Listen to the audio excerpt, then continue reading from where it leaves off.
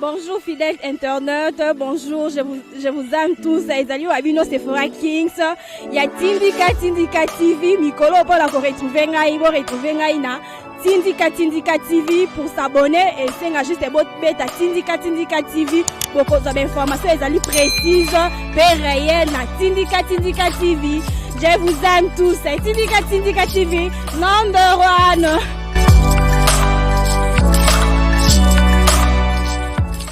Mbote bandeko balandesi sur internet Tindika télévision, c'est votre humble servante Sephora Kings. Oh message toujours koyamba.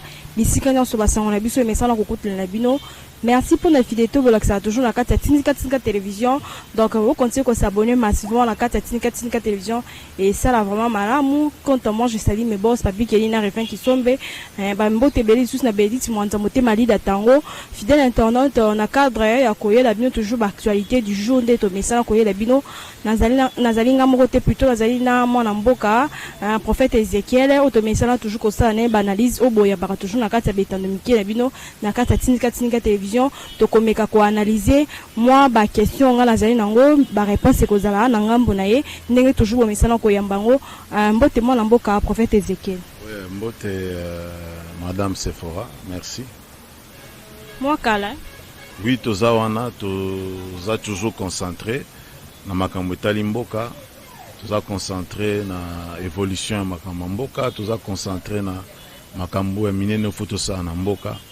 Donc, ce qui fait que des fois, tout le monde en a, des fois, tout le monde en a. Mais Dieu merci parce qu'à permettre que tout le monde en a. Mboka tomoni ndenge le roi de dollar tomoni ndenge dollar estili ko chité et loko ezali ko sala moi panique ezali ko tungisa moi quelques citoyens au bazali awa misusu ba sepeli na ndenge to wana kiti to mo pe misusu bazo sepela te to éviter so to ko zo mo likanisi no pona ngo. Donc mutunyo se faut en principe à sepela. Pour bato bazo sepela te za parmi ba ennemis à Congo. Ozomona parce que tout à l'heure tant au dollar et mataki tout le monde ndengeni ni président ba qualifié na ba monyoso. Ozomona ko finga na ba réseaux sociaux koloba makambo ebele na ba réseaux sociaux okuta mutu oyo azata na niveau intellectuel moko importante mais arzoko finga président d'une expérimentée. Donc toutes ces histoires mais le lot dollar est quitté.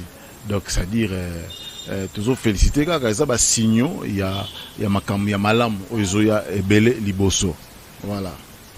Mboka comment le dollar est quitté mais to constater ba bilo msusu ezali kaka na ya komata neti lokwa ba crédit ba bilo msusu malgré dollar ezali moi kochité mais to constater ba bilo msusu zaka na prix ya komata to ebité tout.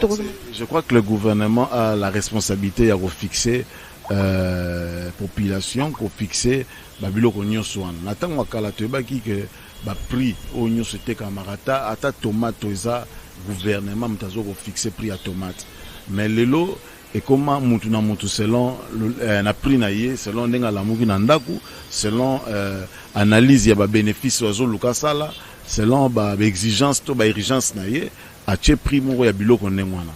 Donc je crois que le gouvernement doit maintenant s'impliquer pour que bah stabiliser situation ana il y a denrées alimentaires il y a dollars pour que économie vraiment économie en mboka za stabiliser. Il y a beaucoup de choses à faire ozomona babilo msusu matara ndenge parce que aujourd'hui nous avons beaucoup de services des tracasseries na ba frontière na ba carrefour na ba wenze tu verras na wenze za ba service msusu okuta na yo tuni service ni mais service on se ba kombote en plus so kata msuko mo commandant moko boito ya capitaine moko boito za service capitaine toujours 500 bon tu vois un peu d'histoire comme ça ce qui fait que lelo mutako somba par exemple makala na 6000 francs na zamba na mboka ai awateki makala na 22000 francs saka makala na 22000 francs.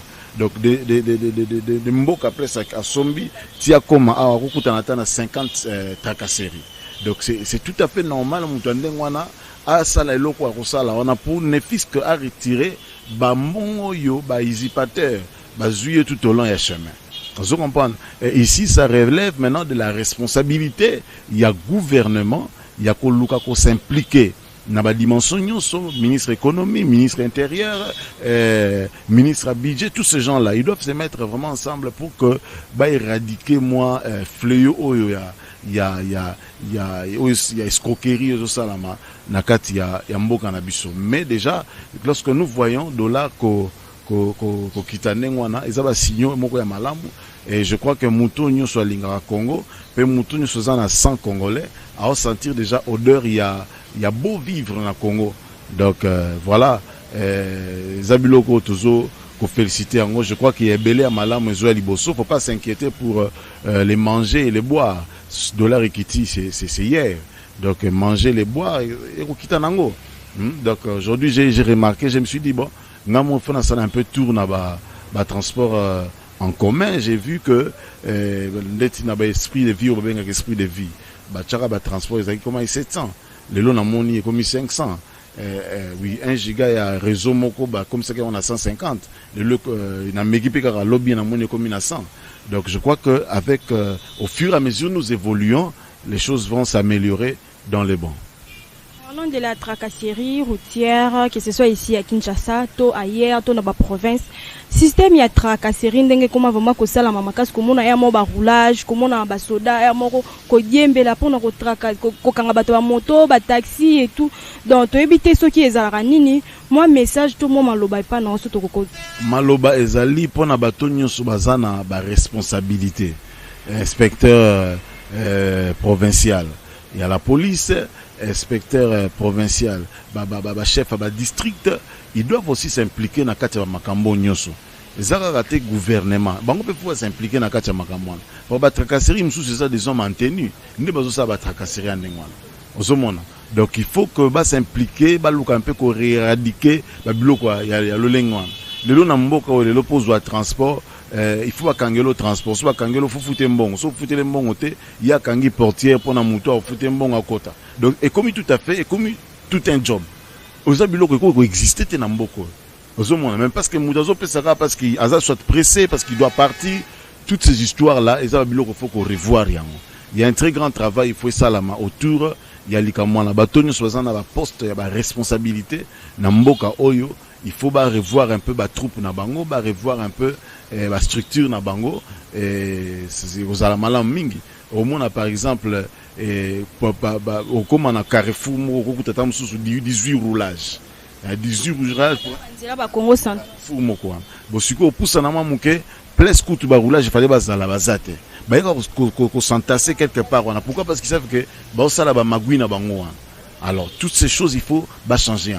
Il faut changement moko ya mentalité et quota un travail ça la peine à reproposer que il faut toujours instaurer système il y a recyclage un week-end comme ça inspecteur provincial a bengi moi batuner ba roulage ba quelque part bazoko recycler bino ba longa un peu mentalité pourri wana za na mutu pour que makambo kende malamu mboke si échanger mais ce sont des personnels des gens des acteurs ne bazan un problème parce qu'ils sont qui sont encore malades donc il faut soigner bango dans sens soana. Je crois que les choses vont évoluer dans ndenge ya malamu.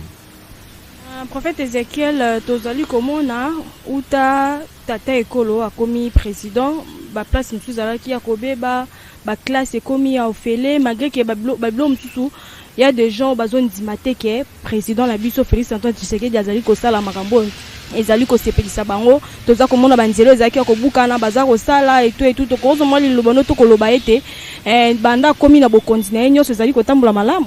Bon depuis azana bokonzi c'est vrai que la lacune est là, mais en tout cas, il y a un très grand avancé. Pas ezali très positive. Pourquoi? Parce que il faut commencer d'abord de là où Azumboka. Le président Azumboka oyo na paradité. Ozomona même mboka na biso comme kende vers un paradis.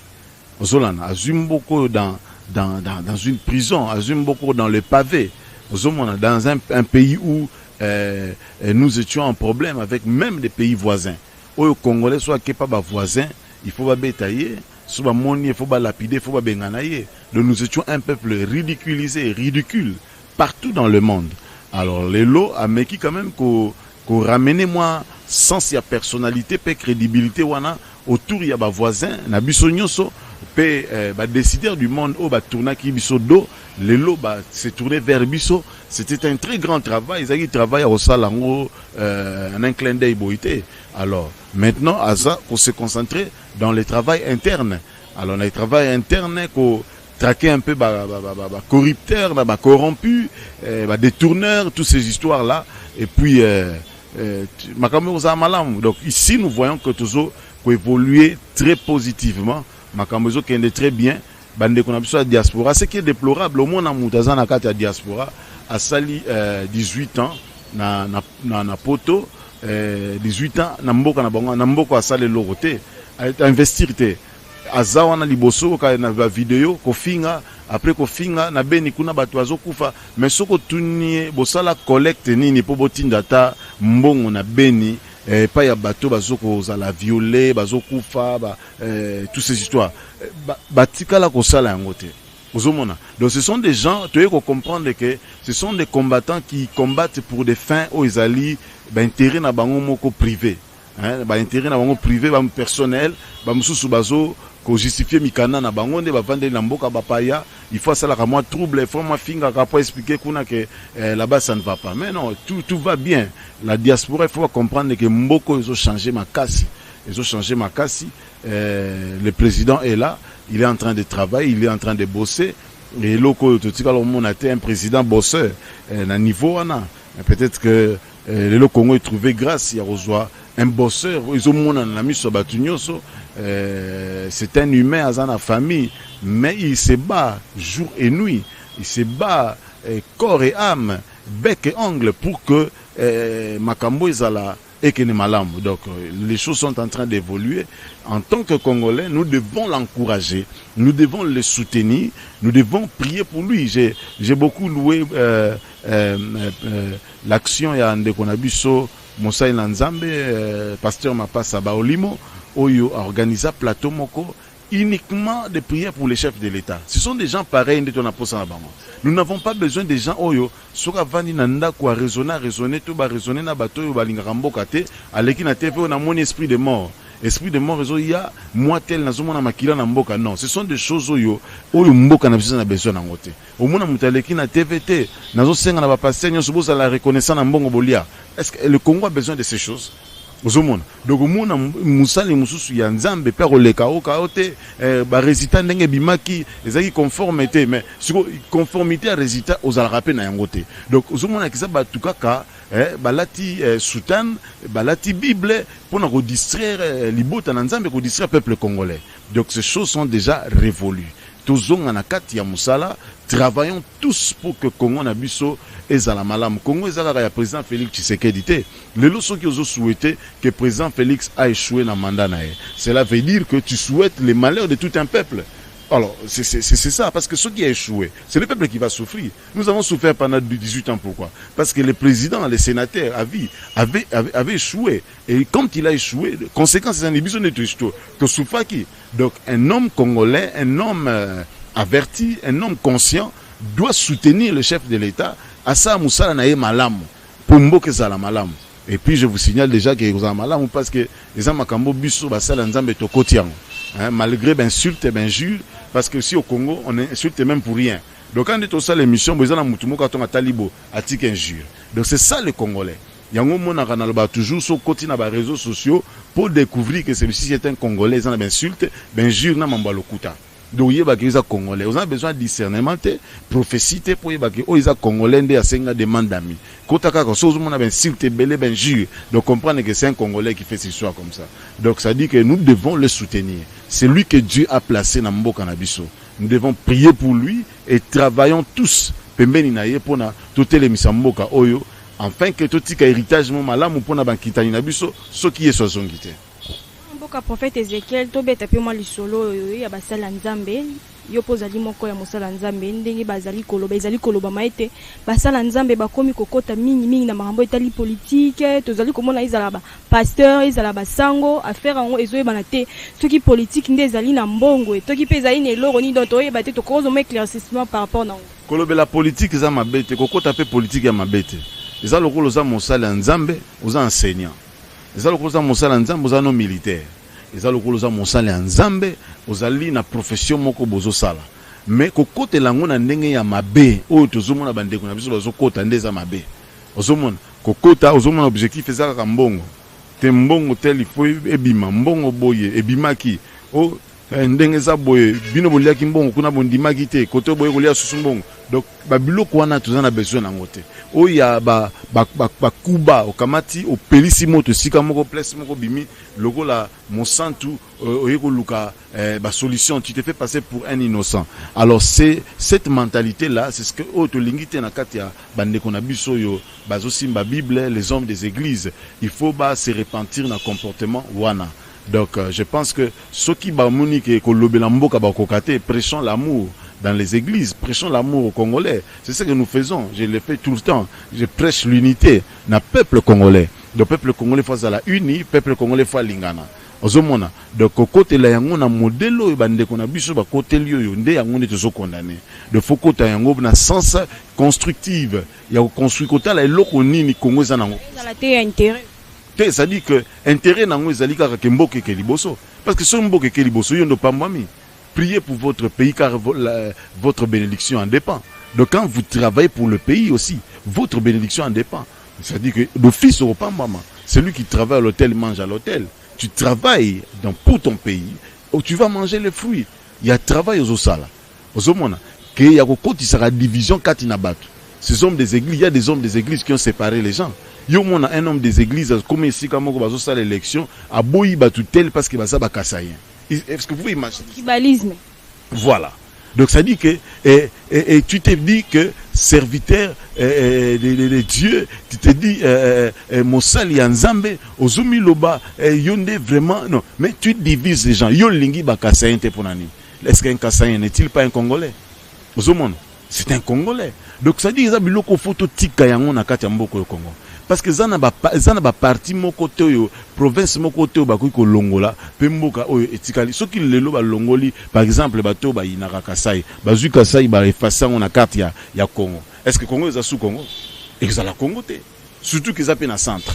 Donc ceux qui ba longoli Équateur, ba longoli ba Congo. Est-ce que ça sous Congo? Au moins même que même na carte on est ko changer. Donc c'est une mauvaise mentalité de fonctionner comme ça. Ozomona tribalisme oyo basala nzambe bakotisi Yesu kuta telemela ba comportement ndengwana to mona yango comportement ya mwasi ya Samaritaine na puis ya Jacob tant bakuta na Yesu ozomona Yesu asengema ya lobino yoza juif ngana Samaritaine entre biso na bino relation zate la femme avait dit vrai en ces temps-là il y avait pas de collaboration mais Yesu ebisa lobi femme si tu connaissais les dons de Dieu hein, c'est lui qui te demande de l'eau c'est toi qui l'aurais donné de l'eau et il en retour un rappel de l'eau vive.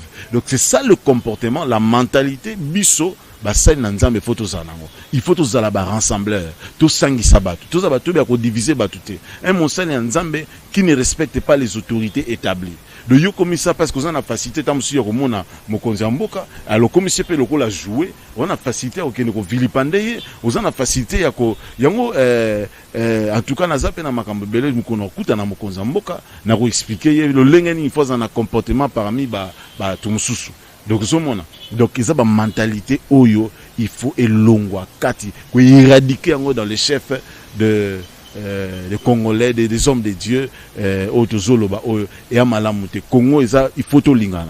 Il faut tout lingana, tout ça na bomoko, tout le long la mentalité autorité ko hérité, na ba régime passé, tout prôné sur l'amour et l'unité. En fait, Ezekiel, tout le monde qui n'a compte Twitter, tout le monde qui n'a compte Twitter, Azares ou Ruberoa a tweeté, à l'objet, si la méfiance persiste entre les FCC cash, la victoire de 2023 risque de revenir soit à la Mouka. Donc, tu éviter ce qui a le bon pourquoi ou bien tu éviter de rose les candidats par rapport à Ndenga Sile Kotuté. Éviter pour Nanini de Konabiso à l'Obaki Ndengwana, mais victoire il y a mon Konzambo qui dépendre na alliance il y a cash na FCCT et dépend na Nzambo à établir les plessoines. Nzamba yebike azana mandat oyo azape na mandat roya mususwana. Donc ça veut dire que ceux qui méfiant c'est continuer et continuer nango victoire utana et que na gauche na droite tende ça veut dire que c'est Dieu qui l'a mis là parce que ça na mission pour lesquels Nzamba tchewa et victoire na omema biso tina na ba échéance royale liboso kuna. Donc je considère ça c'est ça la façon roloba. Tous les paroles moko eza liées na ba peur ou crainte, je ne sais pas, mais voilà, la victoire du chef de l'État ne dépend l'élévation ne vient ni de l'Orient ni de l'Occident, mais cela vient de l'Éternel. Donc ça dépend de Dieu. Donc voilà ce que je peux dire. Ezekiel, tokomi ko chité na suka émission na biso, tokokozo mot de la fin et puis pour na batwaza pour ça okota contact no bosande. Donc voilà, mon mot de la fin, ezali que tolingana, peuple congolais, soutenons, nous prions pour le Congo, prions pour le chef de l'État Félix Antoine Tshisekedi Tshilombo, tolingamboko makasi, tout ça là vraiment pour que mboka na biso oyo et comme un paradis d'Afrique, je le crois. Voilà, ce que vous en avez besoin, il y a conseil, directive, prière. Donc, contactez-moi sur le numéro plus 243 82 00 56 610 plus 243 82 00 56 610. C'est mon numéro. Donc, tout de suite, ce que vous avez Bozananga numéro 1 pour des raisons de prière, directive, conseil. Voilà, tout ça disponible pour Nabino. Nous travaillons pour la nation.